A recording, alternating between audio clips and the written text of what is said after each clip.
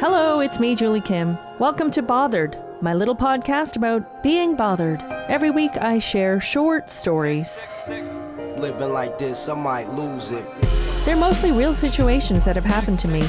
You wouldn't believe some of them. Or maybe you would. Maybe you can relate. Living like this, I might lose it. As a stand-up comedian, I often travel for my work. Often I go to major cities all across North America and beyond. My last international destination was Melbourne, Australia. Would recommend, will go back. Anyways, sometimes I'm in smaller towns, and some of these small towns are in more rural areas. R-U-R-A-L, rural areas. And I have to say, I almost always have some apprehension about going to these small towns because there are not as many people who look like me or sound like me. And I wonder how it's going to be. I wonder if I can tell my real jokes in my authentic voice in a way that people will understand, because I make cultural references and also because I come from a big city. And I also wonder how it's going to go down when I'm out living in the world, like traveling into town or even just going for a walk and going out to get food. Sometimes I have to admit that I wonder if I will experience any harassment or harm. And this all just comes from life experience and the fact that some of this has happened before. None of that stops me from traveling to tell jokes because this is my job and one that I'm really grateful for. I meet wonderful people and more often than not, things go amazing. It was March of 2024 and I was headlining a comedy tour in multiple cities in the interior of British Columbia, Canada for International Women's Day. Again, it was International Women's Day.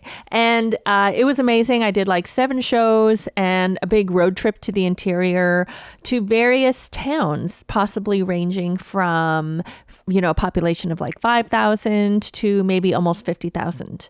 And on one of the nights I was free off from my headlining tour and I decided to go up to Vernon, BC to host for another amazing comedian. Her name is Elvira Kurt. So I went to this show in Vernon, BC, and there was like 750 people. It was a packed show and we had just the best time. The audience was full of men, women, kids, even teenagers, and everybody, including the staff and the comedians, agreed that it was a wonderful night. I left so happy. I sold a record amount of merch and I still have some if you're interested, juliekimcomedy.com. There was a point where even like a very much older gentleman came up to me just to say that this was the best comedy show I've ever seen with females, males, anyone. He just thought it was amazing comedy. This was a man with great taste. So after the show, as per usual, we, the comics, went out to eat afterwards. And usually by the time a show ends, there aren't amazing options for eating out. Sometimes when I eat after a show, it's a protein bar in bed, watching something on Netflix or bringing home something from a container from the comedy club. But that night, there was a bar in the hotel we stayed at, and we went to have a meal. I ordered some sort of appetizer and I had a skinny margarita because that is my go-to whenever I drink, which is infrequent. It was me, Elvira, my opener for the tour, Kate Belton, who was wonderful, and her boyfriend, Steve, who drove to town to watch the show. And when we were done eating and laughing, we realized that there was no server coming to settle our bills. It was not an overly staffed place. So it was just one where you had to go to the bartender to pay. So I went up to the bar to pay. And on my way there, I walked by this table of 3 grown men who were each having a drink. And I didn't really notice them until I had to notice them. And I certainly didn't try to initiate anything with them. I don't remember that they were saying anything loudly or animated. They were just kind of like they're looking at their drinks and drinking them. And then as I walked by, one of the 3, I will call him Backwards Hat Man because he was wearing a backwards hat. And he also had a silly mustache, but I'll deal with that later. As I walked by, the backward hats man said, "Oh, ni hu, ni hao? What does that mean?"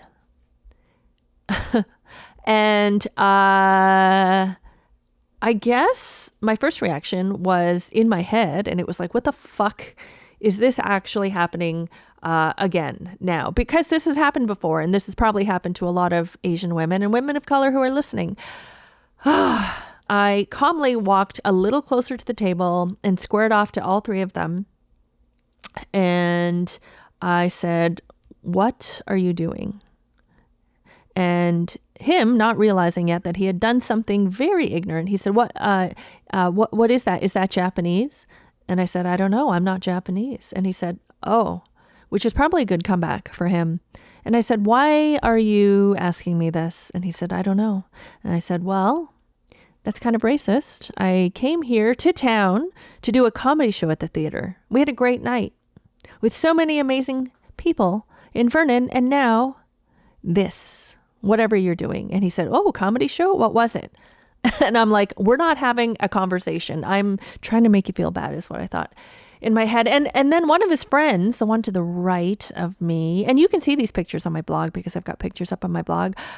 He stepped in and he said, "Yeah, he's just that kind of guy."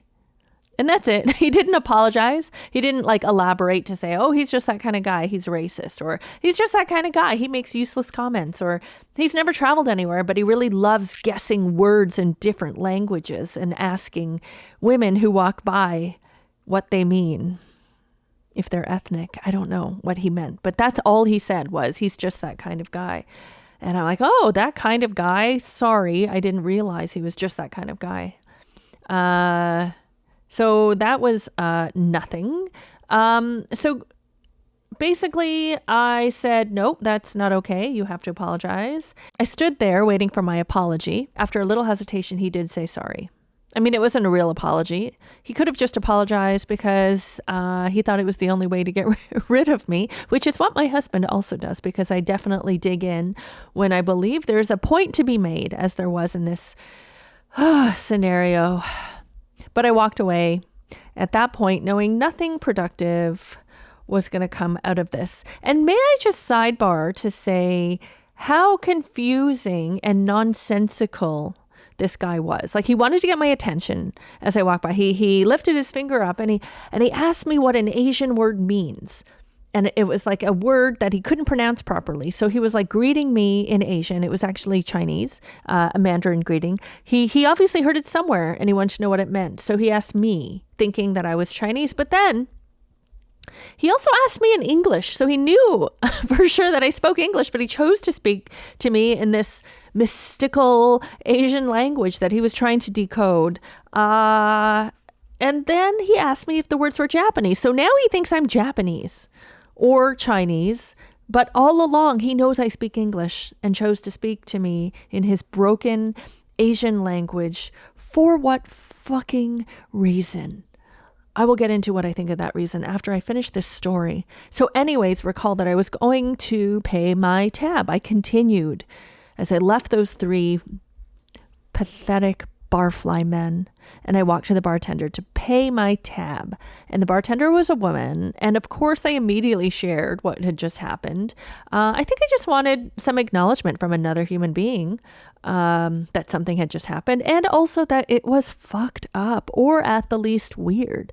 She was a Caucasian woman, and she was like, "Oh my God, that's so gross. I'm sorry that happened to you." And I asked if she knew them, and she said that she did not.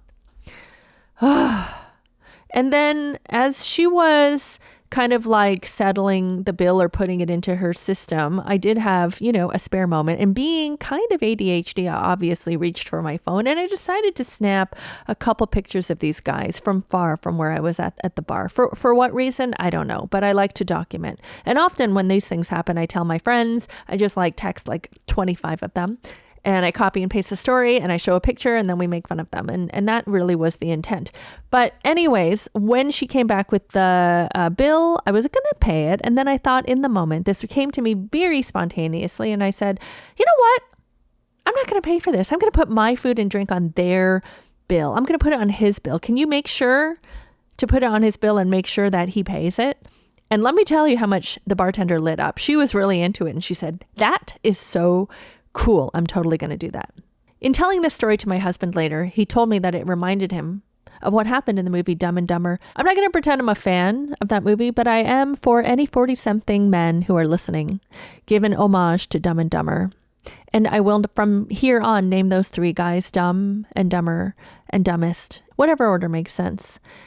And anyways, I made him pay the bill, or at least had the intent for him to pay the bill. And then when I was about to leave the bar, one of the guys sitting at the table in the middle, he walked up to me and I thought, oh, maybe this will be some decency. Maybe this guy's going to apologize for his friend. Maybe he's even going to give one of those lame excuses where he's like, I'm sorry, my friend is drunk. And of course, that never excuses any sort of ignorance, including racism. But he didn't even say that. He didn't say anything. You know what he said? He said, I don't want to be in the pictures. He had seen me taking pictures. And I said, what pictures? And he said, I saw you taking pictures. I just don't want any trouble. And I said, well, if you don't want any trouble, you really shouldn't hang out with that guy, that loser. And he said, yeah, because my mom just died.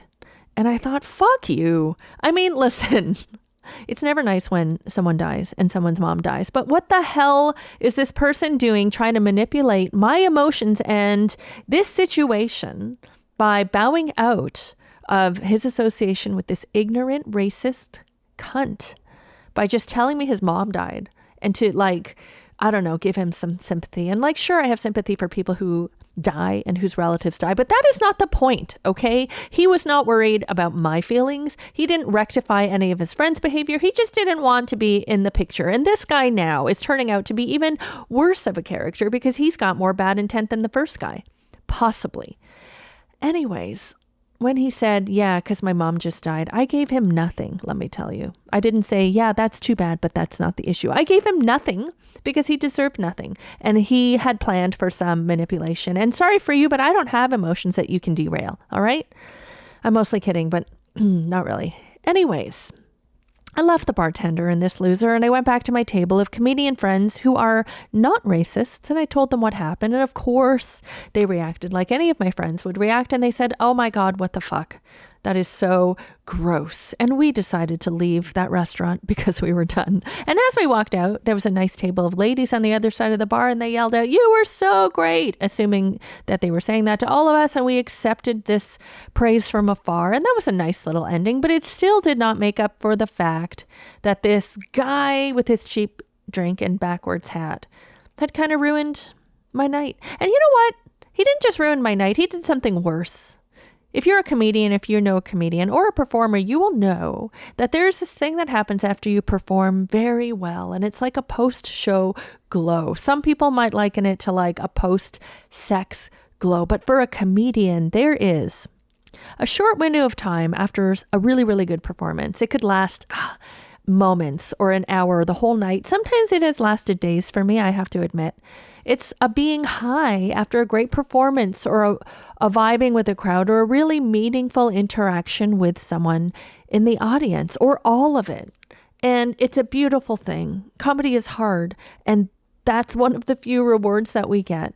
And you should never ruin that for a comedian. And this dickhead ruined it for me. And this is one of the big reasons that I hate him so much. But going back to the racism part, I mean, some people might not think this is real racism. I mean, you might think this was small, this is harmless. But you know what? This is part of a bigger problem.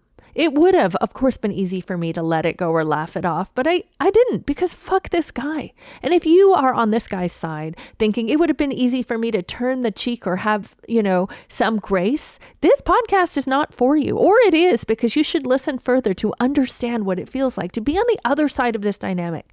A lot of people would say, give him a break. He's just a guy. He's just being racist, right? Or he was just drunk. But I do not agree that women have to just absorb this kind of behavior from boys and men. It helps them feel like it is justified that they act like this because the rest of us just take it and that there are no consequences for them. Don't think I don't know that this is a major aggression. I know I wasn't punched in the face, and I know that I wasn't overtly told to go back to where I come from, which is Toronto, Ontario, Canada.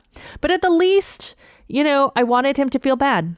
And I wanted him to remember this and never do it again to anybody else. This is a casual kind of disrespect for women and people of color, which is a real problem. You add it up and it's like a tax on being a woman or a woman of color. And it's like having a chronic illness. It doesn't flare up all the time, and it's not always something that causes intense pain, but it's this thing that happens over and over again, like an itch or a scratch, and it eats with you. And I don't believe that anybody deserves to have it. And I strongly believe that when this happens, that we should fight back. And you don't have to fight back if you don't want to, or if you're not comfortable with confrontation. But I will tell you that I will be fighting back every fucking time. Anyways, more things like this have happened. I won't get into it now, but I'll talk about them in my blog just a little bit. But I do also want to talk about what this guy thought he was fucking doing. Okay. He wanted a language lesson, maybe. My husband is convinced that he was trying to just like harmlessly, in quotes, maybe flirt. But like, if he was trying to do that, how would that work even? Like in his ideal world, he'd be like, oh, ni hao, what does that mean? Is it Japanese? And I'd be like, yeah, it's Japanese. It's actually my name. Let's fuck. Or maybe he thought I'd be like, yeah, let's make fun of my culture. It sounds so weird. And then we just like sit and have a drink or get married. This is all possibly part of the realm of possibility in his head. And this is what happens when men get away with saying stupid fucking shit out in public and getting credit for being smart and witty when they have not done it. Anyways, I'm disappointed in his friends. At no point did any of them check this guy. They weren't like, hey, Barry, that really sucks. What the fuck are you doing? Stop doing that. Or like, oh my God, again, Todd, like every 5 years when you see an Asian person, right? They weren't even surprised that he said it. They didn't like acknowledge that it was wrong. And none of them apologized to me except the backward hat guy when I made him do it. What do I regret about the situation? I regret nothing except that I didn't get anything more expensive to eat or drink on his tab. It's also ironic, I think, that I stuck him with the bill, given that there's a stereotype that Asian people are cheap. And that was kind of a cheap thing to do. But again, it was more in the principle. I regret nothing else, I think. I mean, I didn't overreact at all, showing myself to be unhinged, which I actually am. So that was a point for me in terms of emotional regulation, which I'm really trying to get good at. I actually just was fairly rational, and I was like, what the hell were you doing? And he had no answer. He couldn't even explain what he was doing, which I think and hope made him feel even stupider. Maybe it was my fault, because I was so happy with my post-show glow that I was walking around. I had a margarita, skinny margarita. I had a fun time with these comics and Kate's boyfriend, and I was smiling. And maybe that's my fault. I was smiling in public as a woman. I looked approachable. I'm so stupid. This guy must have interpreted that meant that I wanted someone to talk to me and ask me what Nihu meant. I forgot to put on my resting bitch face. And I won't do that again. Final message to the backwards hat guy. Maybe you learned your lesson, but I don't give a shit if you did. I don't need you to be exposed or to lose your jobs. Your punishment is that you are you.